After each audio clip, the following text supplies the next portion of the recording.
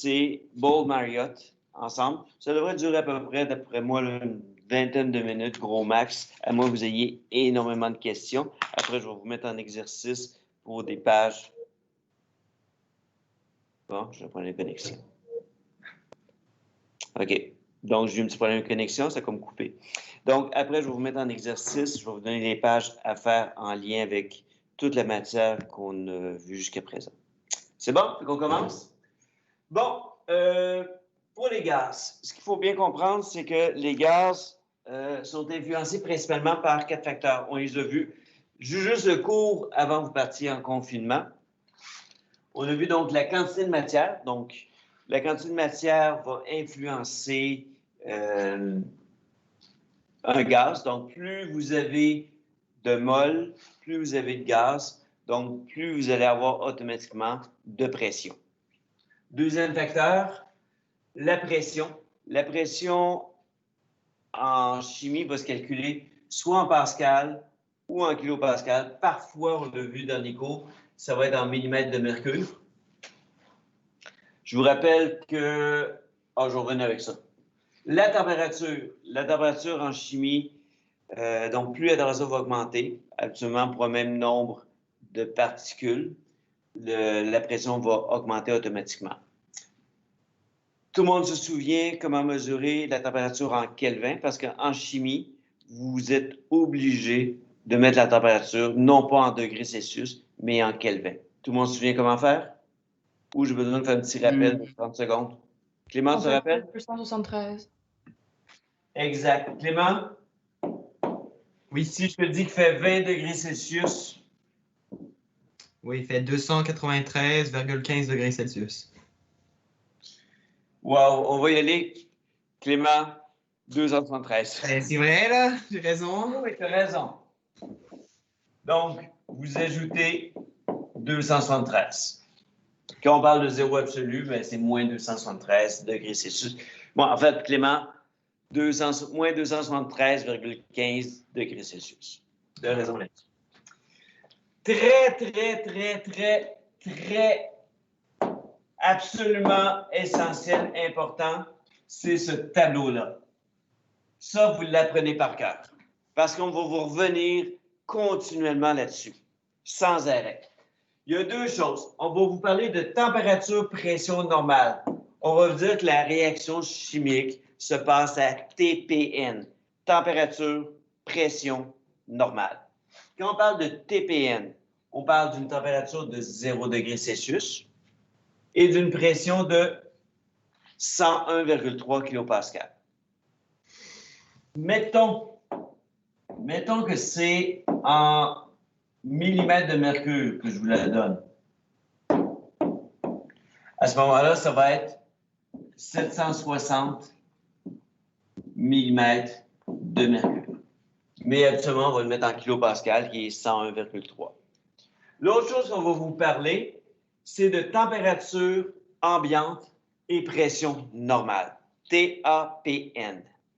Donc, la température ambiante, c'est 25 degrés Celsius. Et la pression, ben, c'est la même pression que tout à l'heure, donc c'est la pression normale, c'est 101,3 kPa. Donc, dans un examen, dans un exercice, qu'est-ce qui va être important? C'est, est-ce qu'on vous parle que la réaction se passe à TPN ou à TAPN?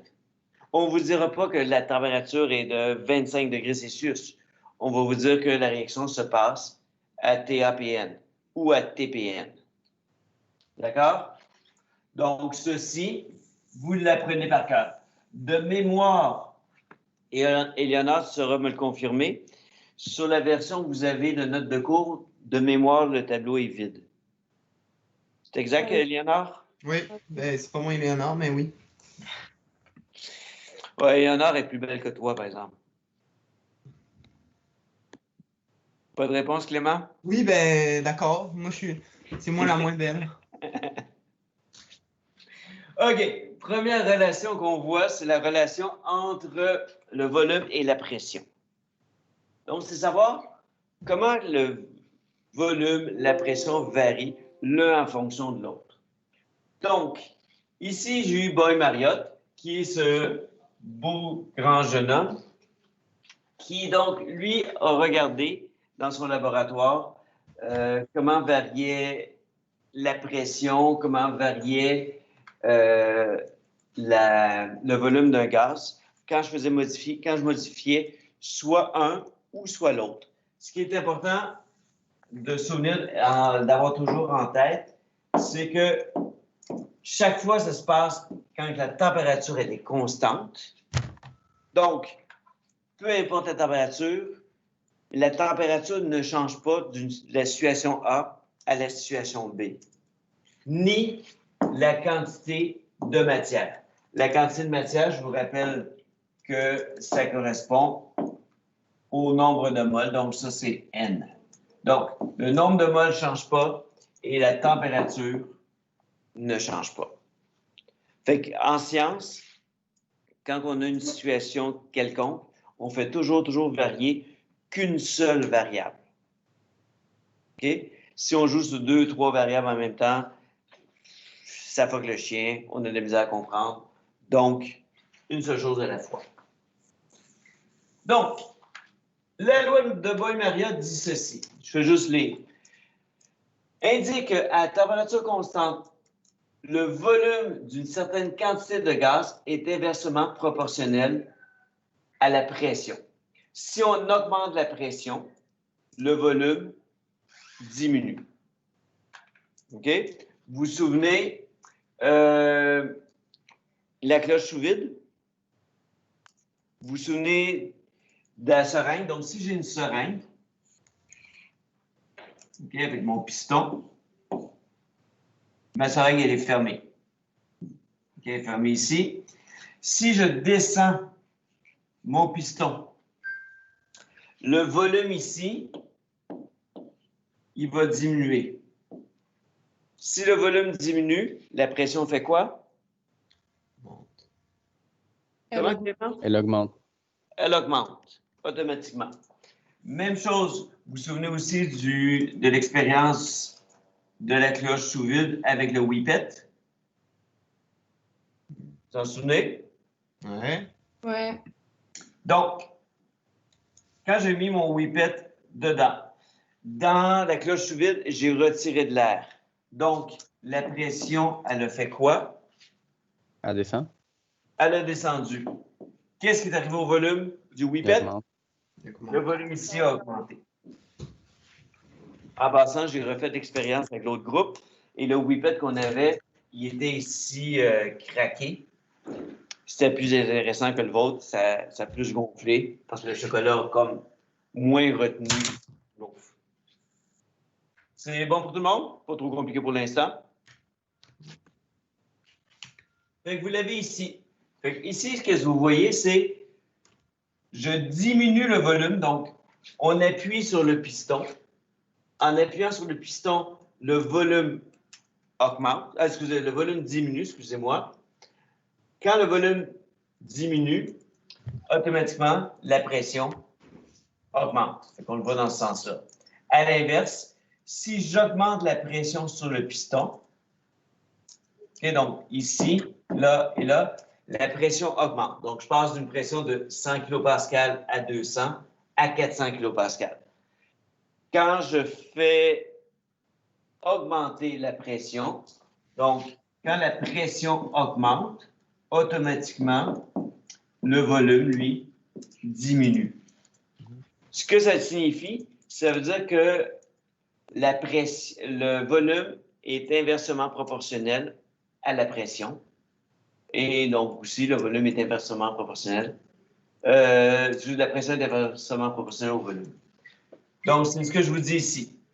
Lorsqu'on diminue le volume d'air dans une pompe à vélo, la pression de l'air augmente. Donc, c'est marqué, vous l'avez ici. Je vais juste lire ce paragraphe-là. Donc, la pression de gaz est inversement proportionnelle à son volume. On peut donc écrire un symbole ici, proportionnel, qui signifie donc directement proportionnel. Donc, la pression, ici, est inversement proportionnelle au volume. Ce que ça signifie, ça veut dire que quand j'ai un graphique. Ici, j'ai mon graphique de 1 sur le volume. Donc, c'est bien écrit là. Et ici, j'ai la pression. Donc, la pression par rapport au volume à la moins 1.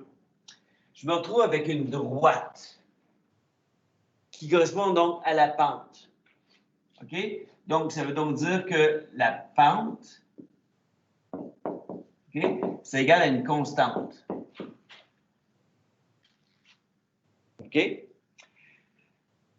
Dans ce cas-ci, la pente correspond donc à la pression multipliée par le volume, qui va donner donc ma constante, qui correspond ici à ma pente. Donc, dans ce cas-ci, la pente, elle est de 400 kPa fois litre. Mais la pente, c'est pas pression fois 1 sur volume? Donc, dans ce cas-ci, ça devrait être delta Y2 moins Y1 sur X2 moins X1. Non, c'est correct. Ah, mais OK, fait que ça fait juste que c'est des litres à la moins 1. Oui, ça fait ici, tu as des litres à la moins 1 ici. OK. Tu l'as ici, Éléonore. OK. OK? Fait que ça te fait ici une pente de 400 kPa fois litre. Fait qu'on a ramené les litres en haut, fait que ça fait des litres. Donc, c'est ma constante. C'est mon taux de variation. OK? Ça veut dire que, ici, c'est marqué le graphique de la relation entre la pression d'un gaz et l'inverse de son volume, donc litre à la moins 1, donne une droite qui passe par l'origine. Ça va de soi parce que s'il n'y a pas de pression, il n'y a pas de volume. Le taux de variation donc, de la droite correspond à la constante de la relation. Ça marche? Et là, on arrive à la loi de Boyle-Mariotte. Lui, il dit quoi? Il dit que la pression de mon gaz, la pression initiale de mon gaz, fois son volume initial, est égale à la pression finale fois le volume final. Dans chacun des cas, la pression, ça va être soit des millimètres de mercure ou des kilopascals, le volume, soit des millilitres ou des litres de façon générale. D'accord? Important ici, le nombre de moles et la température seront constants. OK? Parce qu'on fait varier une seule chose à la fois. Les prochains cours, on va faire varier le nombre de moles, la température, mais aujourd'hui, on fait juste varier la pression et le volume. Ça marche? Je vous ai mis ici un petit exemple simple. Je vous dis, j'ai une seringue qui contient 25,0 millilitres de gaz à une pression normale. C'est quoi déjà la pression normale?